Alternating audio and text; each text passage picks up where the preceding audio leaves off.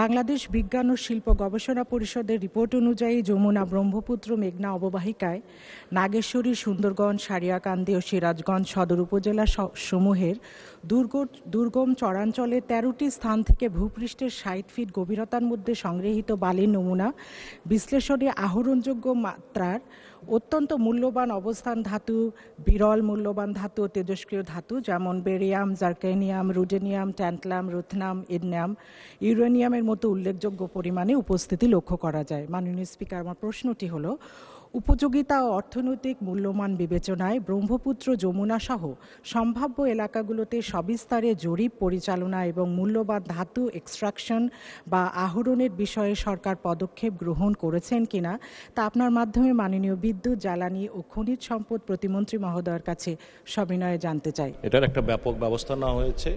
বেশ কয়েক বছর যাবৎ আমরা এখানে পরিচালনা করছিলাম।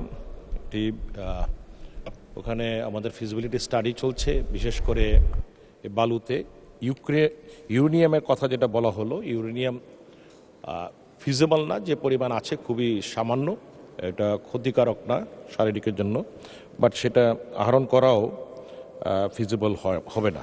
কিন্তু বেরিয়াম এবং বাকি মিনারেল যেগুলো আছে সেগুলো নিয়ে একটা প্রকল্প করার জায়গা তৈরি হয়েছে এবং ইতিমধ্যে আমরা বেশ কিছু অফার পেয়েছি এবং একটি অফারকে আমরা বিবেচনার জন্য ইতিমধ্যে লাইসেন্স ইস্যু করার জন্য আমরা প্রস্তুতি নিয়েছি।